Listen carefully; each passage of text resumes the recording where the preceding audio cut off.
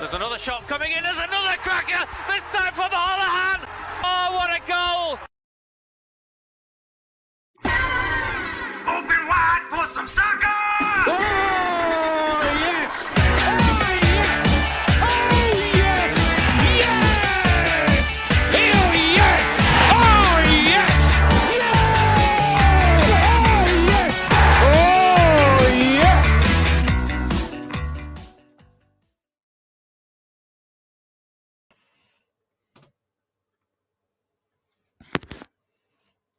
Bloody hell, they're a bit close up.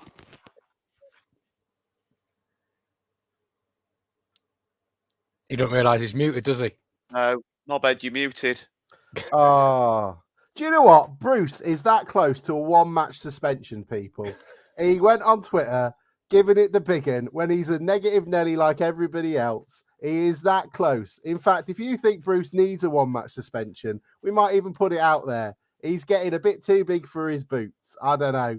But welcome along.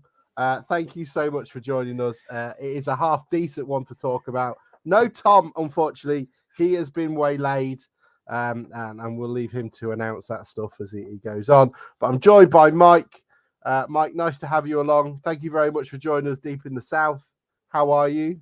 No worries, mate. I'm all right. How are you? I'm good, thank you. I'm good. I know even better. Bruce, how are you? I'm good, mate. Thank you. Good. Very great. good. And we'll be, hopefully, Henry is coming along as well. Though the podcast originals are not very good at timekeeping nowadays. It's got to be noted. Gents, how are you feeling? It was a pretty cracking performance yesterday. All things considered, the Mariners ran out 4-1 winners against one of the league's toughest oppositions. Bruce, you were there. What are your thoughts and your opinions? It was marvellous, mate. Absolutely brilliant. I was thinking before we came on, you know, how do you sort of describe it? Where does it sit? And we've had a lot of shit in the last 20 years, and you've got to enjoy days like that. And it was brilliant after a start that looked, you know, they did us with a training ground move in the first 5 minutes, and you're thinking, here we go. And you know, credit to the players, they were absolutely brilliant. To a man, I wouldn't like to choose a man of the match yesterday. It did sound an all-round pretty decent performance. I mean, it didn't start well. Do you know what? That's not true, is it? Matt Dannett tweeted something along the lines of it sort of summed up our season after about 5 minutes, saying we'd had the sort of the upper hand in the initial exchanges, and then what I thought was a pretty well worked goal from Chesterfield put them in the lead. Was it against the run of play? Or, I mean, it's probably hard to say after about 6 minutes, but yeah, exactly, mate. I can't even remember, if I'm honest. The game was just sort of opening exchanges, and I remember them winning a corner in front of us quite early doors, and then it was just sort of like, next thing, the ball's in the back of our net, and you're all looking at each other as if to say, you know, we've been absolutely, like I say, they just tore us apart with that move. It was the best move of the match for them in the first 5 minutes, and I've not seen a team at this level execute. Tom talks a lot about set pieces and how we don't make the most of it. Well, they definitely did with that, because it was right off the training ground. it looked really well. Were they? They're pretty much they're actually on quite a poor run of form. But are they? How were they when they sort of started and set themselves up? Were they the same team that we faced back in January? Was it January, December, wasn't it? That was a really tight game, wasn't it? Settled by a bit of sort of opportunism from Tishmanga, who was the difference in the sides that day in a game that looked like it was heading for a draw. And I felt completely different going there yesterday with a team that didn't contain him. You're always worried about the curse of the former player, aren't you, with Asante up front? But I don't know really. I mean, it was really. They had the moments. You know, Asante hit the post when he should have scored. But we scored obviously some cracking goals, and we scored them at good times. Not that there's a bad time, but you know what I mean. It was just, yeah, and they battled and tried, but we were colossal at the moment. The two centre backs in the last few games, Waterfall and Smith, have just been absolutely colossal. And I think it was you or Tom last week talked, wasn't it, about the difference in that Smith gives as opposed to a Pearson Waterfall pairing. For a young lad, he's so composed and he's just so competitive. He just wins. They just look really, really good, really solid, and we just seem to have. Yesterday, I think Hurst had picked it out as a big game. They took the full squad yesterday, so there were 25 players travelled, and I think they'd identified it as everyone in it together. Season starts here almost with 8 games to go or whatever it is. That's the first I can remember this season where you've heard that the whole squad has travelled. There were about half a dozen players walked across the pitch that weren't even in the matchday squad. So, yeah, it was just a great day, and like I say, you've got to enjoy them. Speaking of former Mariners, should we really be getting too excited about a team that features Gavin Gunn in the tops in their first 16? Are they really at a high level if they've got that caliber of midfielder in their squad? I'd forgotten he was playing, if I'm honest. Did he play? play? They're bonkers if they've got him in the squad, aren't they? Yeah, they can't be that good if they've got Gavin Gunn in as one of their midfield generals, have they? Yeah, I mean, their fans didn't seem very happy. Like you say, I looked before we went and they'd drawn 2 and won 2-1-0, I think. The manager said yesterday, didn't he, that they weren't firing on all cylinders. They weren't scoring enough goals. So I think they've scored 1 goal in the last 4 games and 1 goal in the last 5 now. But yeah, their fans they feel like their season's turned. And let's hope that's so, because I mean, looking at the fixtures, you could easily be going there or facing them again in the playoffs, couldn't you? But the way we're going, the way they're going, you might hope that you can perhaps make up a couple of places in the remaining games of the season. Yeah, I mean, keeping an eye on them from sort of afar the last couple of weeks, couple of months. Ever since Paul Cook's come in, it looks like their season's just fallen off a cliff. I don't know if it sort of corresponds with Tishminga getting that injury, but they're not doing great, are they? Easily catchable is what I mean. Yeah, I agree. I mean, we'll go through the goals as well. We can't not talk about McAtee and Holo and strikes, and we'll do that in a minute. But I mean, looking at the teams we've played at the top half, we've been one of the first to say, look, we're a bit of a flat track bully of a team when it comes to the league, and anyone who's above us, we tend to struggle against. But looking at the performances, Stockport, we should have potentially taken something away from when we played them. We should have had that penalty, which wasn't given. Halifax, I think we were the better team on both occasions. We're just unlucky to come away from the Shea without anything. Wrexham beat them at our place, probably sort of outshone at theirs. Solihull Moors, probably the only team where I think we've been, we didn't perform very well at their place, but we were unlucky, I would guess, sort of a beanpole up front. Chesterfield, I think we were the better team both games for a long period of the time. Same with Notts County. Bournemouth, we were the better team at their place as well, and it'll be interesting to see what they're like when they come in. We're performing pretty well against the teams that are going to be in and around the playoffs, aren't we? Yeah, it's been a little bit fine margins, hasn't it, against teams like that? I mean, being the better side, maybe the odd goal in it here and there, but I don't think we've looked like we've been outplayed by any of them, to be honest. It's an interesting one, Bruce, when we come up to the playoffs, isn't it? Is there any teams in there that you'd really fear if we were to make it in? I just looked at it. I'm looking at it now, and I just looked at it earlier. In the top 7, Stockport, Halifax, Wrexham, Solihull Moors, probably the surprise small club in there at the moment. Chesterfield, Notts County, and Grimsby. I mean, that could be the top half of League 2, couldn't it? Easily. Some of those teams could hold their sides of the clubs could hold their own in League 1. The big clubs have all just about all, probably barring Southend, I would say, have risen to the top of the table. And there's a gap opening up now. I know that Boreham Wood have got games in hand, but they're not picking up results. They've dropped off as well. But yeah, look, going back to your question, I don't think anybody in there would particularly fancy playing anyone. I don't think you would look at. I certainly wouldn't fancy us against Solihull Moors again, if we ended up playing them again, Wrexham. But then Wrexham would look and say, oh, there's easier teams to play than Notts County, or there's easier teams to play than Grimsby. The playoffs are going to be absolute cutthroat, I think, because there's going to be some mighty disappointed. And they're only one-off games now, aren't they? Yeah, absolutely. So it really gives you an opportunity to sort of have that advantage. It looks like Stockport are going to go up. I'm half tempted to put put a tenner on them getting promoted from League Two next season as well, given the caliber of players they've got. I don't think that's a wasted bit of money. It's great, and I mean we should really go back to having a look at how one of the things that stood out against Southend was, especially at their first half performance, was how much they charged through the midfield and took shots at will, and it seems that we may well have learned from that, because McAtee's strike. I mean, Hurst said it on interview that he's tried it a couple of times and they haven't always necessarily come off. But if that's what they're going to end up like, I'm quite happy for him to crack away, because that looked a stunning strike to start it all off. We were absolutely right behind it.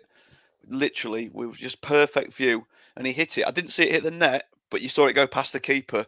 It was a real strange one, but it moved all over in the air after he'd hit it. And like I say, we could just see the keeper flailing towards it, and you just knew it. You just, like I say, I never saw it hit the net. I was celebrating before it went in, because you just saw it go past the keeper. We had just an absolute perfect angle, and yeah, it was a good goal, and obviously one that you thought was going to be the best goal of the day. But yeah, really, really good strike. Hit it firm, and the keeper was well beaten. It's the second time he's been overshadowed, hasn't he? With his strikes, he had one against Barnet, didn't he? He'd scored a perler, and it's then I think was it Hunt that came up and sort of diminished it, didn't he? Yeah, whose was the best? Weren't the two? Was the two crackers against? Was it him and Maguire? Drew scored two good goals against somebody at home as well when he had that volley from the corner. I'm not sure. I mean, yeah, yeah. maybe if anybody's got an idea of who it may be, I can try and dig him out as well. But Holohan strike. He seems to be the key signing, doesn't he, Mike? Yeah, I like the look of him, and I like the sort of sense of the player that we've brought in. He seems to be well thought of after from Hartlepool. Played a major role in getting them up. So I think that to me is one of the best signings of the season so far on paper. Whether it materialises, we'll wait and see. But I really do like the look of Houlihan in the middle there. Someone is saying it was Maguire Drew. I can't remember. You'll have to find it for me, Ollie, and then we can put it up. Holohan strike then. What are your thoughts of him? You've seen him more than anybody, Bruce. I just thought the midfield. He looks composed. He looked a little bit short of match fitness in his first game, but I think since then he just looks. The two central midfielders yesterday were just really, really good, and they just. The shot coming I want in, the ball in another tight. cracker. This time from the. They want the ball. They want the ball in tight spaces. They're happy to get it in there. They don't look like they panic, and just like I say, yesterday from 1 to 11, we were just good and right across the pitch. And all of a sudden, these new players that he signed have come in, and as we've seen with Hursty before, when he's signed players late on, you know, you think back to Nolan, you know, would that team have got promoted without him in it? And they've just slotted straight in the team. You know, we've been playing. What's the like? Burgess. Burgess has been playing. Not even in the squad yesterday. You know, 2 games ago he was playing, and you know, suddenly we've got the two central midfielders. You know, we just look different. They're just really, really good. And I haven't got onto it yet, but Maguire Drew as well. You know, a good game, and I think his quality sort of get back in the team has helped. I think it all just feels like it's come together at the right time. Whether it takes us far enough to get promotion or not remains to be seen. But we're certainly in with a shout now, and I'd be mighty disappointed. Which I've said from the start of the season that I thought we should make the playoffs, but I'd be mighty disappointed if we didn't end up in there now, and possibly a place or two higher than we are at the moment. It's one of the things we should really. I mean, Sai Hodo brings a great point in. Is Houlihan the sort of our version of John Nolan for this season? Sort of that player in. I mean, a bit different in terms of the fact that he was desperately wanted by Hartlepool fans, and it seems to be a bit of an interesting one there in terms of almost an additional game would sort of kicked in a contract would have seen him signed up for a while. But we've been talking time and time again about a leader in the middle of the park, and we've sort of found him in that, hasn't he? Is he that sort of character, or is he sort of more of a bit of a live wire than a sort of straight die Disley sort of player? First impressions over the last 3 games have been that it's just a player that we've really struggled in the last couple of seasons, or few seasons, in my opinion, for a player that carries the ball forward from midfield. I mean, you tend to sort of Harry Clifton will work hard. Clifton will work hard, but I don't think he's one particularly for running with the ball and then producing something generally on the end of it. And Holland, he looks like he's just got that bit of class that can produce something. Hursty said that I think he expects him to get in the box, didn't he, in the interview after that? I think he's sort of expecting more of a Disley sort of Groves sort of goal scorer, if you like, from midfield, getting into the box and arriving on cue than somebody that normally bangs them in from 30 yards. But we just look suddenly 2 or 3 players, a couple of players have got back to fitness, and we've signed a couple of players who have slotted straight in, and we just look, suddenly the bench looks strong. There's players that you think deserve to be involved that are not involved. We just suddenly look, I think he said, didn't he, Afete is the only player that's out injured at the moment. Suddenly we've got everybody available, and what a nice problem for him to have and for him to manage between now and the end of the season. Yeah, I mean, our injuries and our form seems to be hitting quite well at the right time, Touchwood, doesn't it? It's not a bad way to close the season out. So, yeah. Lee's got it right on. He said that the screamer was at Altrincham with McAtee and Maguire Drew. Is that where Maguire Drew cut in on his left outside the box, just curled it in the top corner, wasn't it? I mean, that's pretty much every one of Drew's goals, isn't it? He doesn't do tap-ins, obviously. He doesn't do tap-ins. I mean, he doesn't now. Judging by yesterday either. The poor lad. I mean, we've got to, I don't know, tip one out, press F or whatever you want to do. But that miss was something. I think it's a bit unfair to say it's an absolute worldie, but it certainly bounced up at him quite quickly when it came through. Bruce, you must have had your head in your hands when that happened. I couldn't believe that what I'd seen, and I wanted to see it again on the TV. And I think it bounced up a little bit, but I think he did incredibly well to get it over the bar from there. It sort of looped up and dropped onto the roof of the net. It looked like an astonishing miss, and it was just, yeah. Thank goodness it didn't come back to, because that was at 1-0 down. I think Clifton put the ball in from the right, and he sort of arrived back post, like you've seen it anyway, but arrived back post, and like I say, I don't know how he got it over from there, but it did just sort of bounce up, I think, a little bit. But yeah, it was a crazy miss, and again, the town fan in you goes, "Oh my God, here we go!" They just scored a training ground move, and we've just put one over from a yard out. I mean, it's an interesting one. Dave Barnaby comes in saying, "Is there any positions we still need to strengthen?" I don't think there is. I mean, I don't think that's going to happen between now and the end of the season. I think we're all good. You do worry about the sort of fitness levels of Taylor, but again, I don't think there's necessarily anybody. It's just taking a bit of time. And given the problem we find with this league this year, where you've got such insatiable appetites in Chesterfield and Wrexham and Stockport, where they will hoover up League One, League Two players for $250,000 like it's nothing.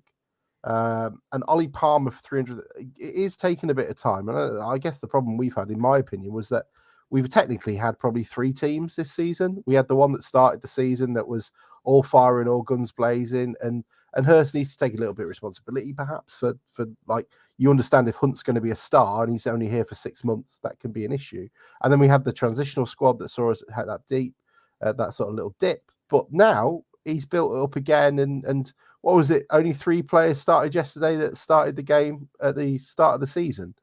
And I mean, you can't ask for much more in terms of what we've got at the moment. I was well expecting us to just come away with nothing yesterday. Hope to get a point and aim for what you do away from home. Bruce and Mike, it's worth asking in terms of away form has been probably our biggest concern this season. It's sort of turned a corner, hasn't it? Over the last few games. Yes, it certainly looks like it, and not before time. But then again, it goes back to what we were talking about a minute ago. It wasn't that we were getting outplayed and getting battered away from home. Very much some fine margins in some of those away results. So it looks like we're coming out on the right end of them now, and what a great time to turn that around as well. There's a little bit of a conversation going in the chat, and I'm keeping putting them up. But essentially, Reiki is not necessarily out for the season. He's just back at Villa getting some going through his rehab process. As I imagine, their medical facilities are probably slightly better than ours. Just a touch. Yeah, just a touch. I mean, what should we be looking for the rest of the season, Bruce? You've sort of put up that list of like what our points tallies were. I went for 15. I thought that was quite a conservative estimate, and now that would suggest we're on for 18. What are your thoughts on the coming run? I think the general consensus, I can't remember the exact sort of. I then sort of divvied it up amongst the the most popular votes for each number of points per game, and I think the only game that people had us losing was the Stockport game. And I mean that should be an absolute cracker, shouldn't it? It was a really that could be a pretty full house, couldn't it? We get another result on Saturday. Is it next game after Weymouth? I think it is, isn't it? There's our fixtures. Is it the next one after Weymouth? Yeah, Mike's nodding. Yeah, so we get the result we should get next Saturday, and that could be a cracker. With a real good atmosphere at Blundell Park, and I can't remember how many people have sold out the away end this year, but one or two, maybe not many. And like I say, the home fans should be getting interest levels up again as the season nears its end. Sold it out? Sorry, who would have sold it out? Wrexham didn't. Chesterfield and Notts County would have done, wouldn't they? Maybe. Chesterfield would have. I don't. It's funny because they seem to get less tickets in there than they used to. I always thought it used to hold a little bit over 2,000, but they seem to get, is it about 1,800 tickets or something? Well, didn't Nick Dale took out about 200, 300 seats just to make his job easier, didn't he? Just put the tarpaulin up. Yeah, exactly. But there took all the ones out at the bottom, the side finders, wondering why Blundell Park went from 22,000 to 8. It's because he's making his job as easy as possible, isn't it? But there was tarpaulin yesterday at the home end. First sort of 5 or 6 rows of the home stand was sort of tarped off. But yeah, you've just shown on there, haven't you? And we've not sort of got onto them yet. But the third goal, the Clifton header, was another in its own way was another good goal. Maguire Drew had the ball right in front of us, and how he dug out across to the back post he had any sort of backlift, if you like, on his kick, and he just dug out across, floated it in with technique rather than power, and again Clifton sort of headed it straight back at us, and you could see it was going to hit the post. It was just a case of whether it hit it and bounced along the line or went out, and luckily it just glanced off the post and nestled in the corner. And what a popular goal scorer he always is. I mean, it was such a deft touch. It's nice to see that from Harry in terms of, hello, Henry. Hello, how you doing? I'm fine. How are you? Have you lost your watch? Pardon? Have you lost your watch?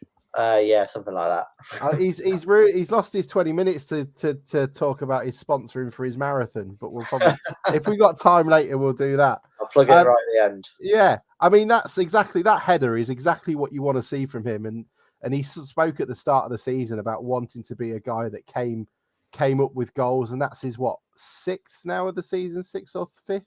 Please correct me if I'm wrong. He wants, I think 10 is his aim. He's got plenty of games to do it, but if you've got likes of him and Houlihan sort of contributing, you've got quite a few coming up and making an effort, haven't you? That's where the problem used to come from, where people were talking about the striker, wasn't it? Because the midfield didn't chip in. Sorry for coughing. We haven't had a midfield that chips in for a long, long time, and suddenly you've got Maguire Drew scoring 3 out of 4 home games or whatever it was not long ago. And you've got, like you say, you've got Clifton scored in the last home game, I think, the Solihull game. And then again yesterday, you've got Holohan scoring from out there. You feel with Scannell on the pitch, he scored recently at Yeovil. Like you say, suddenly it's clicking and the midfield are chipping in with goals. So suddenly, although yesterday, of course, the front two both scored. So Hursty must be rubbing his hands together at the minute because the goals are coming from all over, which they were at the start of the season, weren't they? In that good run at the start of the season, Clifton scored, again, like you say, a couple of goals, Altrincham being one.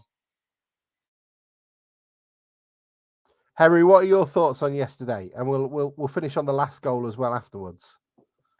Just an unbelievable result, really, isn't it? Yeah, I think we're coming into form at just the right time. And it's a real statement win. I think earlier in the year we were worried about our away form, especially with how the playoffs are formatted and where we might finish if we do make the playoffs. But this year we've gone to Notts County, we're the better team and won, and we've gone and dismantled Chesterfield away.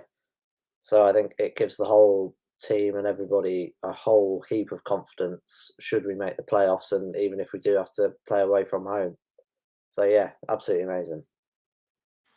I mean, that fourth goal, especially, lovely team effort. I mean, this little flick here from McAtee, I absolutely love to get the ball. Hang on, I'm not even sharing my screen, am I? I'm just watching it like everybody else. I'm just watching it all on a loop. If I can find it, this little. Firstly, that's a great ball. As well. Where is it? Let's wait for it to come through. This is all professional stuff. This ball here from Houlihan is great to dig it out. And then this little flick by McAtee to keep it in front of him and then take it first time.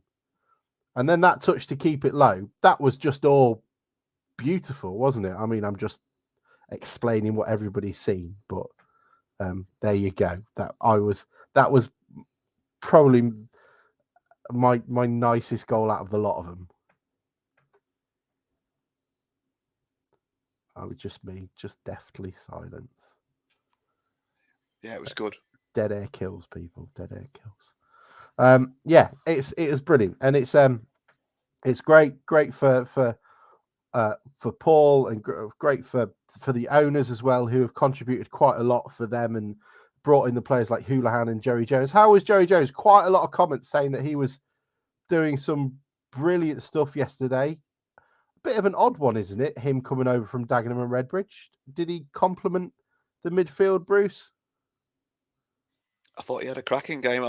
He just like we said earlier. These players seem to have just come in, and Hursty must be so happy that they've just settled in straight away. He just looked. The two central midfielders, like I said, just looked composed on the ball. They were they got stuck in. They didn't give them any time on the ball. They worked hard, and yeah, I mean, it's hard to say on one game, but Hurst played him. He's played him as soon as he could. Obviously, he couldn't play him last week, could he? Because it was Dagenham. But as soon as he could get him in the team, he's got him in there, and he's not frightened to sort of shuffle it around a little bit, and leave people out that have been playing. He doesn't seem like one that he likes to have a close knit squad, but he doesn't shirk the tough decisions when it comes to upsetting people that might think that they're going to play. Yeah, and that's the interesting part of it all as well. Were there any concerns about pushing Clifton out to the left? I mean, people see that as a more defensive choice, but obviously it didn't matter in the end. How was the left hand side yesterday? Maybe I'm trying to learn too much about the game, but how was that left hand side? It was okay. I do think I'd like to see, having seen the last home game, we played two what you would call out and out wingers in Scannell and Maguire-Drew. I would like to see that at home, but I've no problem going to a team that's in the top three in the table with Clifton out on the left. I've no problem with him out. Like I said yesterday, I didn't have a problem with that. At home, I do like to see two out and out wingers, but if he's going to get forward and he's going to create goals, he created a chance yesterday. Admittedly, ended up on the right hand side for that one, for the cross that he put in for Maguire-Drew. But yeah, it's good. I think that's kind of the point of Clifton, though, Bruce. I think that's kind of why Hurst is so comfortable playing him on the wing. Like, as you said, he's been playing out on the left, which isn't his natural position, but then he's popped up on the right-hand side. And I think just his work rate and his energy in other areas of the field is where he's also most valuable. So, he's not traditional out-and-out winger, but I think his work rate and he's scoring goals and he is still creating chances as well. So I think that more than makes up for it, to be honest. And I know it frustrates quite a few people, him being out certainly at home games, but I think we've had problems with other wingers not producing end product. I think Harry's produced as much as any of them this season. Yeah, I agree. Harry's the sort of player you can put him in any position really, and he'll do a job for you, won't he? Which is quite valuable in this league, to be fair. It's one of those things, though, that Danny Butterfield brought up, that there is a worry then if you're not allowed to make a position your own and you are the jack of all trades, that you're not necessarily endeared to by the fans, which I don't think is the case in Harry's instance. But it also means you're more vulnerable to be dropped if a more specific player is brought in the long term, I guess. So I guess it'd be interesting to know, he must be delighted to do whatever, and I think he does quite a competent job on that left-hand side. But it'd be nice to think how much he would like to make that midfield part his own. And he's going to have a bit of competition next season with Fox and Houlihan and to sort of compete with. And never mind whoever else Hurst may bring in next season. Or am I just being a dick and thinking of I think Henry's point that what Henry's just said is just got me thinking. And if he didn't play Clifton if Clifton didn't play on the wing in a home game, I think he thinks that highly of Clifton now that he would probably replace one of the central midfielders with him and push him into the. I think he's going to play every game. It's just where he plays. And at the start of the season, he played most of the games, but then I do remember him being on the bench a couple of times, and I think that's credit to him. And like you say, like Henry says, his flexibility in the positions that he can play, that he's still a first choice, first pick, one of the first picks in the team at the moment, speaks volumes. And if we got a nice balance to the team where he didn't feel that he sort of, we had to play him out there for his defensive abilities, and he's just covering every blade of grass, then what sort of player could he be if he played in the same position every week? I hope he gets a chance to play in a position he likes. He got a lot of kind words said at him from Chesterfield fans who know their stuff in terms of what I read into, and they were all quite impressed with him. He's grown into a leader, and it's also, I'm very guilty of it as well, to forget that he's 23. He's still a young lad. He's still sort of making his way, and he's got another 3-4 years before he's sort of going to have reached his physical and sort of professional peak. He's got a long way to go, and with the likes of Houlihan by the side of him and Giles Coke to learn from, he's going to be learning lots of different things from experienced heads, isn't he?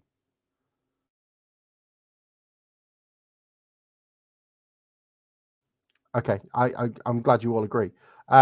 John Lewis has said the second highest appearances behind Waterfall this season. Interesting piece on Waterfall. So John Tonda was talking on the radio yesterday. I guess he does talk on the radio. What else is he going to do?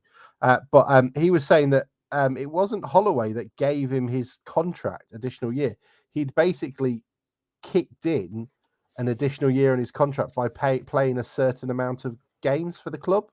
And that's why he'd been given his additional year, when after last season, he might not necessarily have got a contract off anybody from the performances he put in, which is a nice bit of luck for us, because he has been outstanding, hasn't he? Yeah, he's been our best and most consistent defender, I think. He's really excelled at this level. Yeah, I think I'm not sure whether Hurst would have re-signed him or not, to be honest. Like, he didn't have a good season last season when we went down, but I think towards the end, I think he was sort of a bit more steadier perhaps than we were, because we weren't conceding many goals by the end of that season. But yeah, he's been fantastic, and I think especially with Smith next to him with a bit more pace, we've looked very solid at the back. Mike, what were you going to say? Yeah, I was just going to say I'm not entirely sure how true that is, because I remember sort of January or November of that last season that was quite widely reported that Holloway just offered him an extension. So I don't know if that's what Matt Dean seems to think as well. So I think as well that if you remember the season before the COVID season, the last game I went to last game anyone went to was Scunthorpe away, and Waterfall was and had been since Holloway came in excellent again, and he was he was a good player at the level above. He was a solid defender at the level above. I think last season he was just asked to. He was playing in a team that was changing. We had 372 players or whatever it was, and it was just changing week after week. And he was asking him to play that stupid playing out from the back, wasn't he? That's not Waterfall's game. Distribution is not his game. Defending is his game, and now he's got back to just defending. As primarily and getting up in the box and getting some headers on some free kicks. That's what he's good at, and he's gone back to that. And I think that somebody just alluded to. He probably would have kept him because he knew what he could do. He just hadn't been used properly last season. Well, there you go. That's what Lee Chisnell. So Lee Chisnell said Hurst has gone on record to say he had told Waterfall he could leave if he found another club, but came back into pre-season in great shape and impressed from then, and has gone from strength to strength. So if that's the case, I mean, fortuitous for us, fortuitous for him, and whatever it is, it's been pivotal. And someone's already put up as well. It might have been Lee as well that said sort of a spine of Waterfall, Clifton, and McAtee is a good strong basis to work on, especially when you've got someone like Houlihan next to him as well. I can't believe we've got someone of sort of Houlihan's quality in there, and I'm thinking that could be the real game changer for the season. And we've got Weymouth next, and a team that are struggling to pick up points. Are we going to struggle to break them down? Is this going to be a bit of an after the Lord's Mayor show? Are we going to be worried about taking out a team? They were tough opposition at the start of the season. We stumbled on Kings Lynn. Is that the sort of one where we should ideally go there hoping to get 3 points? But are they going to be a tougher proposition than we think they're going to be?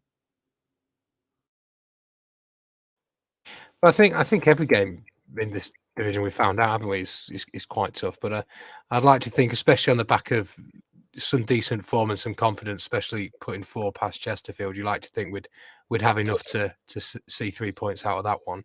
But then again, we've seen worse, stranger things in this division. Some of them for us as well. So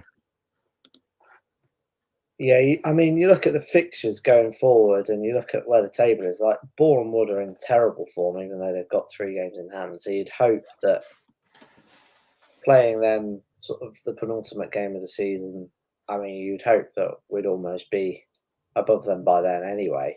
I think one of the question marks I'd had on the team has been how clinical we've been, really, or lack of it. And I think that was evident in the Solihull Moors game. But like you look at the run, Weymouth away, you've got to be looking to take 3 points there. And then there's a massive game on Good Friday, which you'd hope would be a sellout, really. You'd hope Stockport would sell the away end out and we'd sell the home end out for that one. But they're in tremendous form, so that'd be a real challenge. And then sort of after that, you've got a run of games where you should really be the favourite in pretty much all the games. So you'd hope that we'd be able to build enough points to solidify, if not climb the table even further.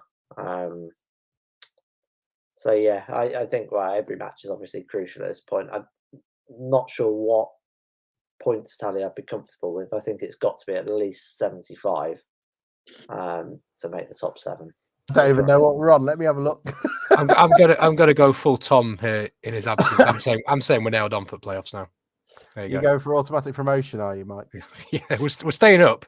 Stockport's wobble comes on Good Friday and they never win another game afterwards. They get so demoralised, they get destroyed, and they don't go anywhere near it. I mean, it's not. I'm trying to look through it now, and you kind of look at it from the eyes of just winning 4-1 and go, oh, Weymouth 3 points, Stockport. I can see us getting a point, and it'd be nice to have a point at home, and I think that's a sensible prediction. Then King's Lynn away, 3 points. So I'm up to 7.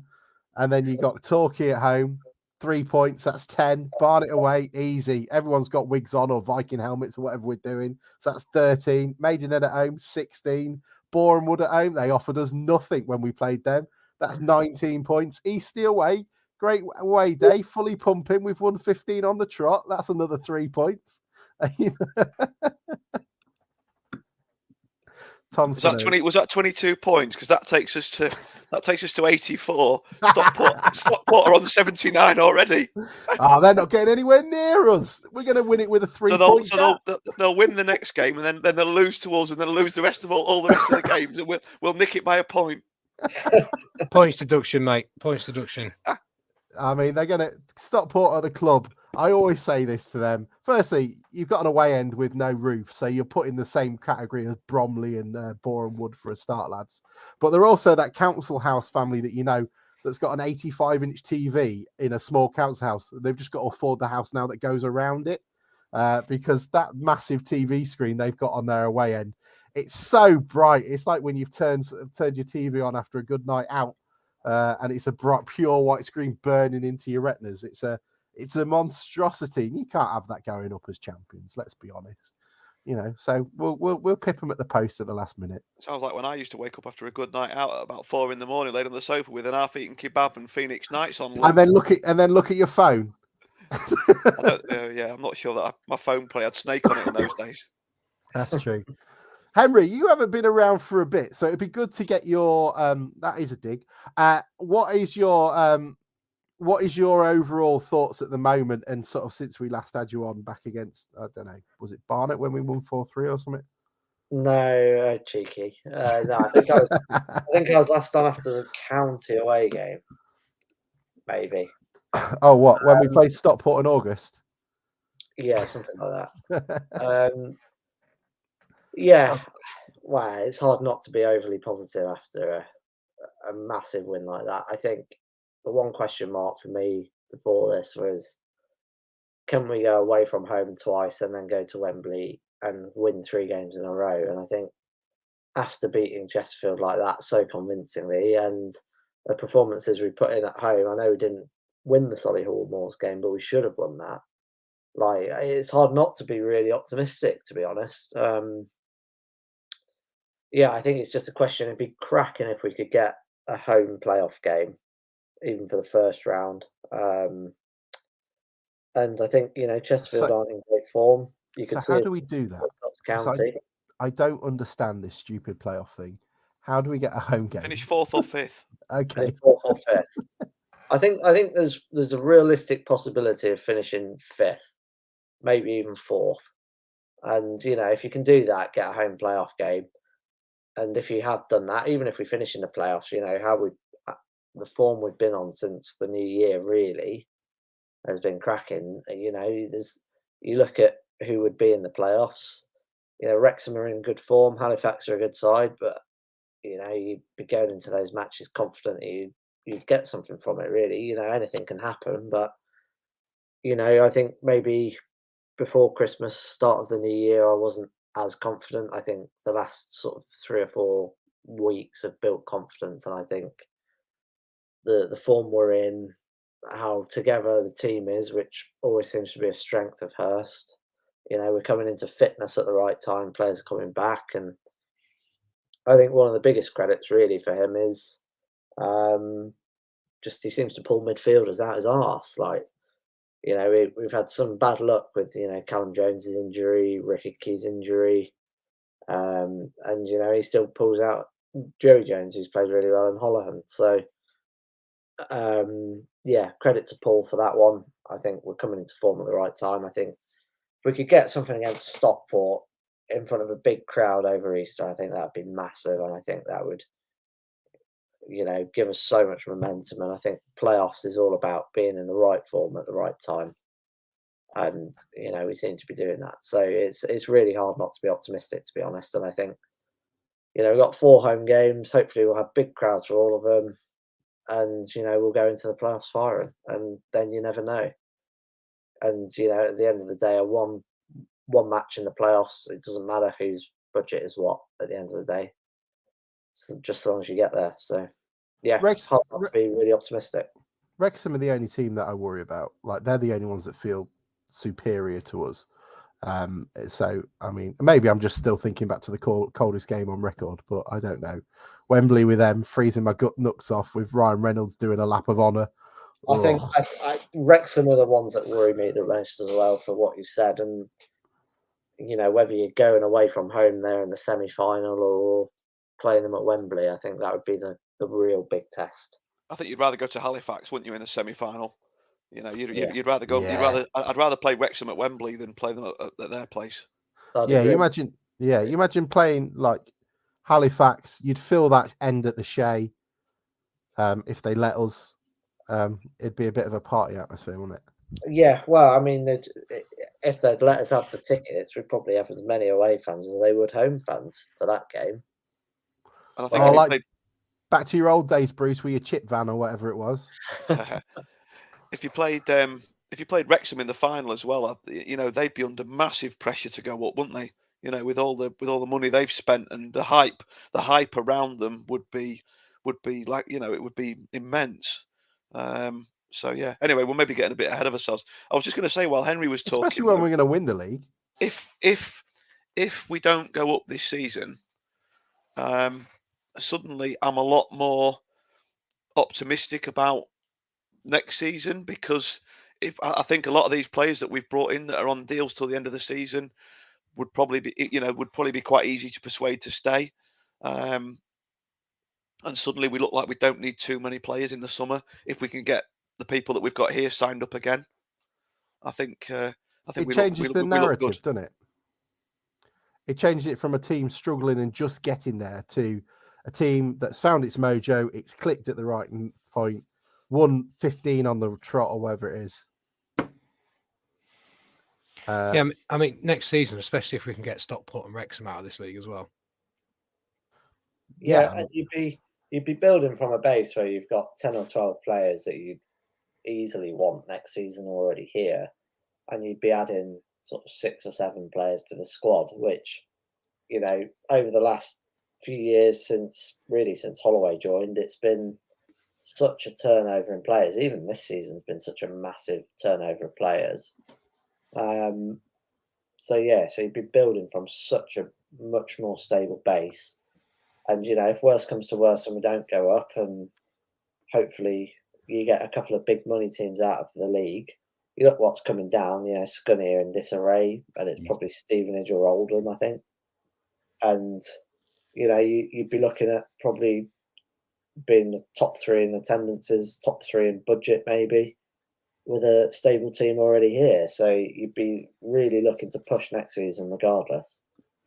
It's definitely a weak as a league next year, isn't it? If Stockport go up anyway, never mind Wrexham or whoever. If we were to not go up, it's and not to mention as well, if you took Stevenage rather than Oldham, it's also another club where you're not potentially maybe looking at the same players. Scunny might be looking at the same players we have, but let's face it, they're a terrible option for any player to go to at the moment, with all contempt figured. At Oldham, though, at the same time, there'd be players from Manchester, Yorkshire sort of way. There'd be ones that would be looking at rather than Stevenage, perhaps, unless we're grabbing someone from Grantham or Peterborough. I think it's a good point, Alex, because somebody just put on the messages, didn't they, that we might lose players to league clubs. But I think we've actually got a few players where we're benefiting from our location now. You look, and Chesterfield's our closest game in the league at an hour and a half. You've got Halifax. I don't know what sort of money they pay, but we've got, and then apart from that, you're going over to Manchester to Altrincham. There's not a lot of clubs around us at this sort of level, and especially if Scunny came down, then it's another one that's at our level, and suddenly you're becoming a bit attractive. And I think that, reading between the lines, that's how we got Holohan, wasn't it? He lives in Hull, doesn't he? Yeah, I mean, as well, how the club's run now by Jason and Andrew and Debbie, I would be quite confident now we'd be quite far up the queue there with these sorts of players. I mean, it's run to a better standard, and obviously players are going to know that now. Yeah, and someone's already, I think Adam Pennell came in and said, look, it's refreshing that contract talks half are already being muted. So there's already sort of discussions ongoing. They've already had those conversations. They're not the sort of players. They're not the sort of owners that would turn around and go, "Oh, let's make it 50 quid less," or "Oh well, we'll change it when you're driving up." These are professional people who do a professional job.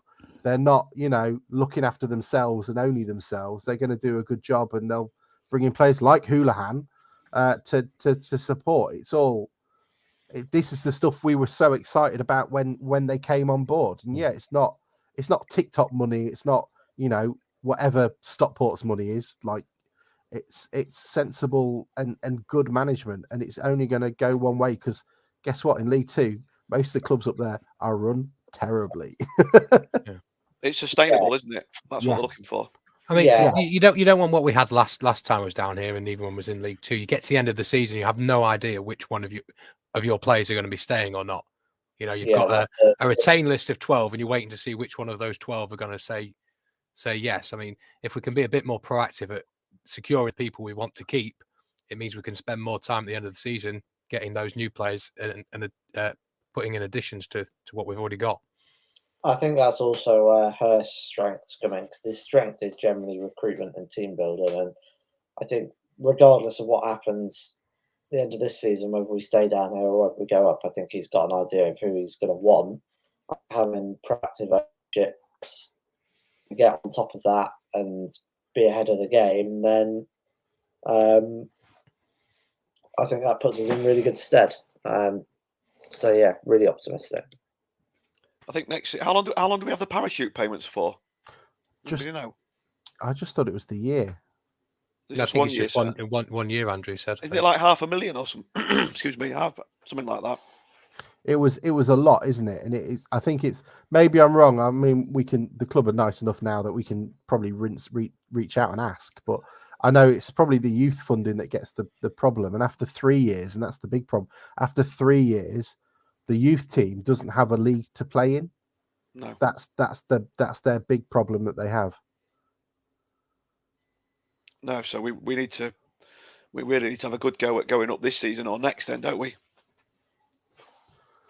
Yeah, and I think we're giving it a good go now, and this is exactly what we wanted at the start of the season, and it's what we need. And Weymouth, long old trip. Who's coming down this way to help us out? It's a bit too far from Brighton. I was considering it. It's not far from Brighton. Get on your bloody bus. Do you need a lift? No, I'll be all right. Oh, you'll make your own way there then. That's good. Anybody else? Bruce, are you leaving at 3:30 in the morning or whatever it would be to get to Weymouth? I'm not this week, I don't think, mate. I've not 100% committed that I'm not going. Sorry, but it's there's a few going, but it's a pretty expensive old job at the minute, and it will with everything, gas and electric and all that sort of rubbish. I don't fancy doing it. I don't fancy doing it in a day, and all of a sudden it becomes a 250 quid overnight weekend. I'm not 100% no yet. Are you going? Are you? Yeah, I think so. I've just got to work it out. Mike will be going. It's only an hour and a half down the road. Yeah, he's on it. I'll be there, mate. Train. Tom will be there. It's not far from Portsmouth. He can just hop on a Gosport ferry or whatever it is. He'll be there in no time. I see some town fan say on the Isle of Wight saying on Twitter today that he's got his ferry booked, and I was sort of straight on there. I was like, where's he coming from to be getting a ferry? But that's his home game then, isn't it? Yeah, it bloody is as well. It's not a bad place, Weymouth. It's well worth coming to if you get a bit bored. It'd be a nice one. Mike, it's nice to see you. See you in a bit. Take it easy, guys. See you later, mate. Take care. See ya. Is there anything else? One thing we've got to really go through first as well, because before we wrap up, you people have been kind enough on like this new communities thing that we put up on Twitter to just give us your thoughts on the game. So Lloyd Edward of this parish said, best performance of the season. We really looked threatening going forward. Goal threats all over the place. Taylor was superb up front. 2 centre-backs were brilliant. Cropper's long throw, such a threat. Franz were brilliant. Hurst loved it. I am happily drunk. That was sent about 20 minutes ago. I was 7 at 10 this morning. It was, yeah. Fred Needham says 11 hard workers on the pitch, love every second of it. On to Weymouth. Oliver Swaby said everyone was immense. Taylor did brilliantly to bring everyone into the game. Jones, Houlihan and McAtee were an incredible midfield triangle. Never seen us have an 11 that works so hard. Jack Coupland said first half trumps the second half at County, in my opinion. It was that good, completely dominant, swept up everything they did and looked like we'd score every time. The spirit of the end will push this group into the playoffs and who knows where. Jane Boyington said, what a day. How many teams come away with a 4-1 win at Chesterfield? And it'd be great to get any other thoughts of yours in there as well. Rich Lord said observations more than a question, but our away form was a problem for a while. We've now won 4 in 6 on the road, which is better than our away form at the start of the season. 4 remaining away games, all winnable with Weymouth, Kings Lynn, Barnet and Eastleigh. 10, 12 points possibly from all of them. So maybe, you never know, our away form might help out and pull us all together. I don't know what you guys think of that. Yeah, I think we definitely, with the last 8 games, I think we should be looking up the table rather than behind our shoulders, to be honest. I think we are the form team. I can see Boreham Wood continuing to struggle, and then it's just a question of whether you can nip into the top 5. Top 1. Jam GTSC says, was that second goal the best you've ever seen us score? I don't remember a better strike, but happy to hear some examples. And then, as you can imagine, every Town fan has come in with every example you could imagine. How long do you think it took for Jevons to got mentioned? About 3 seconds. They're also talking about Oster's goal at Sheffield Wednesday. Sweeney's v Leeds was an absolutely underrated stunner by that Porty troublemaker. Controversial, but was McAtee's volley earlier in the season at home to was it Altrincham or Aldershot? It was one of the two. Was that better than Holohan's? Altrincham, we said earlier, that was on the pod earlier, Alex, wasn't it? I think so. It was a cracking strike, though, wasn't it? Yeah, I'm trying to find it. Brilliant volley that was. Yeah. Yeah, it's like it's already been said. I think the goal of the season competition this season is going to be cracking. It is. Tommy Woodrington v QPR, opening day of the season. Bruce, that's one for you to dust off. I think I can't even remember that one. That's somebody getting mixed up. I don't mean to sound overly geeky, but I will. It wasn't opening game of the season against QPR. They're thinking of, I think we played Bristol City at home opening game back in the Championship. But yeah, it was a good goal. And someone says, Susan Firth says, Rob Eagles at Histon. That was the one from the halfway line, wasn't it? That shit chant that we had. Eagle from the halfway line. He did it about twice, didn't he? Yeah, that was the keeper was like out of his area there, wasn't he? Under 11's keeper, wasn't it? Yeah, I think so. I completely agree. Lee Chisholm says definitely McAtee's was v Altrincham and Houlihan v Chesterfield for goal of the season. It's on the Mariner Hodo blog, the vlog from behind the goal. I haven't seen that. I'll have to have a look. Stuart Johnson says when you lot getting Stockwood on again. Do you know what? They've reached out to us and before Dover, and I've only just gone back to Debbie. That's how bad I am at our admin. And they will come back to us soon. So we will have Jason and Andrew and Debbie on at some point very shortly. It's a good time to have them on because we're all going to be singing their praises, I think. How many points does Chris Kirk asked how many points does everyone think we'll make to need to get the playoffs? It's not about the playoffs, Chris. It's about automatic promotion. That's what it is. That's what we're looking at. 84 points, Alex. 84 points. 84 points. There we go. And then Jason Crockart said, questions that I cannot answer. Where was the away performance been all season? Let's hope this is a new level of performance. I just genuinely think we had quite a young team to begin with the season. You think of Alex Hunt, Riley Towler, and alike. We didn't have that leader in the pitch, and I think that's maybe where we dropped our thing. I don't know if you guys would disagree or have another opinion on that. I think that's a fair point, actually. I think certainly in midfield, I don't think we were settled, and I don't think Hunt was particularly involved in the games away from home. I think he got sort of out battled a lot. I think Aldershot away was a good example of that. I think the new additions in midfield, and I think just being in good form again, just the combination of that really has picked it up. But I think the new midfield signings that we've got, and we've got a settled shape now as well. I think that's made quite a big difference. Apparently, Jason said pre-match that he thought he'd win. How we all think the club is now, change of stewardship is fresh. How do we all think about this club? Oh, yeah, I think it's good. I think everything's great, isn't it? It's going really well. And anything else you gentlemen want to add before we do a little plug? First in. I was just going to say I was completely lost with the current contract situation at the club. We've got that many different players on that many different deals. If you can I give you both a couple of players and see if you can tell me how long they're here for? Little game with no prizes. Go on, Okay, then. yeah, go on. I'm not typing in the God Almighty contract. All right, Henry. I'm on that now. Henry, Erico Sousa, when's he here till? I think he's got another year. No, this summer.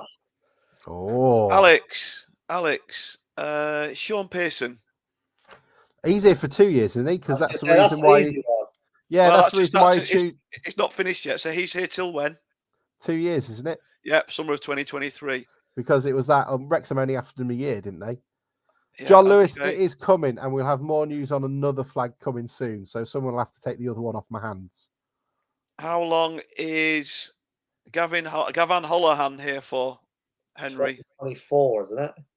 Yeah, 2024. That's an easy one. He's only been here a week. All right, I'll give you a nice, easy last one then, Alex. Nice, easy last one. Let's have a look. Danny Rose. Oh my God, is he still here? Go on. End How of many this more years? season. How many more years has he got on that contract that Holloway gave him? Contract.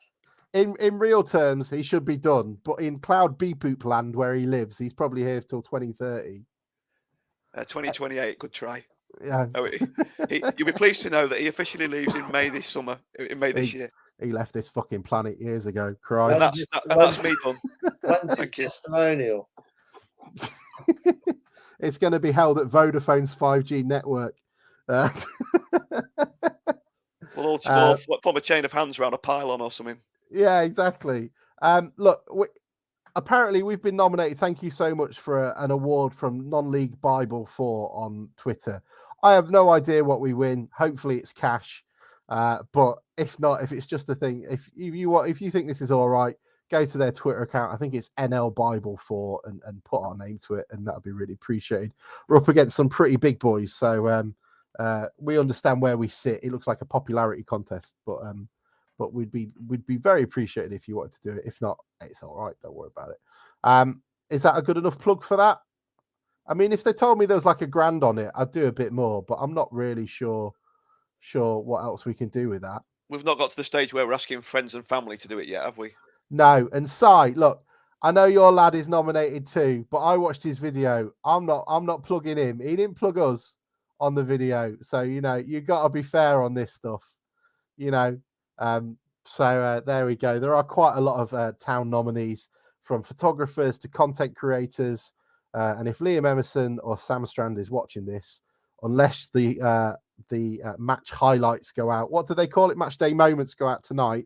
I will not talk about Liam Emerson being nominated for it either. But there we go. Gentlemen, it is just reminded me. Sorry, just one last thing. Sorry, Alex.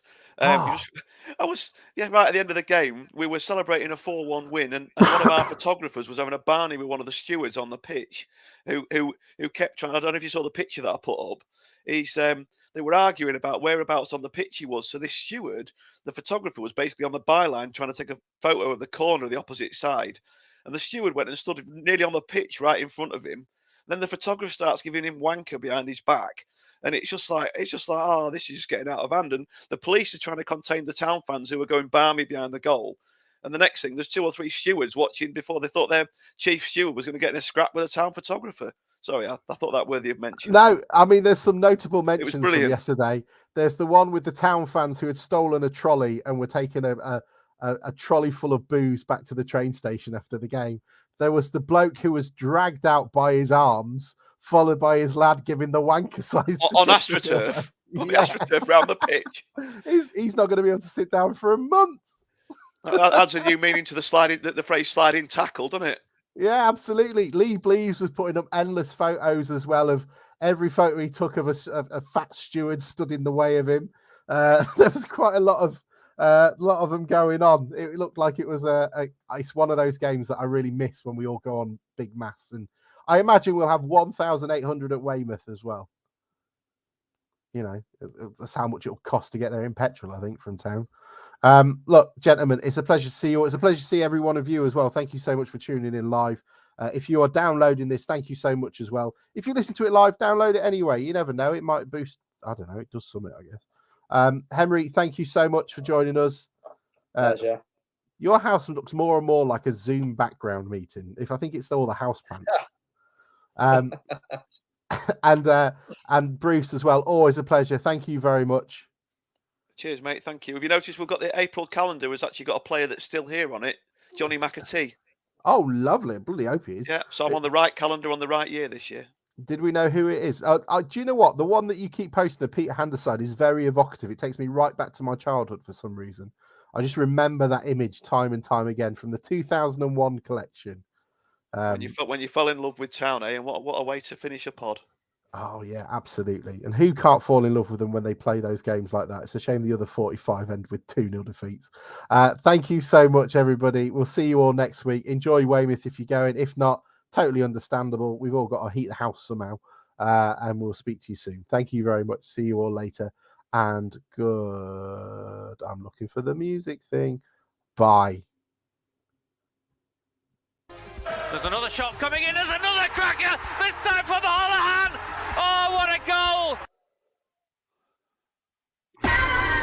Open wide for some soccer!